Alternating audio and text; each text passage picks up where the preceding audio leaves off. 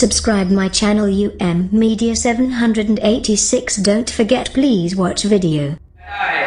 यहाँ बच्चों को अपने जो है इल्म और अपनी शरीयत पर किस तरीके पर चला जाए, और यही नहीं बल्कि जहाँ पर एक अमन और आशिकी की तालीम दी जाती है, जो मदारिस अमन का गहवारा है, जहाँ जो है लोगों की तालीम के साथ साथ बच्चों की तरबियत भी की जाती है।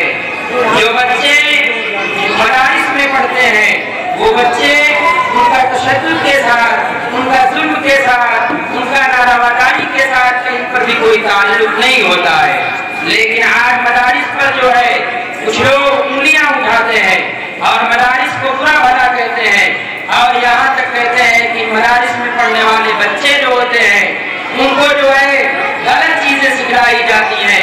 यहाँ तक कि कुछ लोगों की जबानों से ये सुनने में आता है कि मदारिस में जो है दहशतगर्द पढ़ते हैं, इनमें आतंकवाद की तालीम दी जाती है।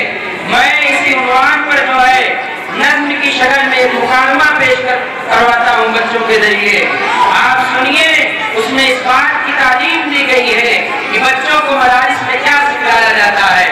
मैं नज्म पेश करने के लिए इस मदरसे की दो बच्चियां फरीहा और तबस्सुम को दावत देता हूँ कि वो आए और अपना प्रोग्राम पेश करें।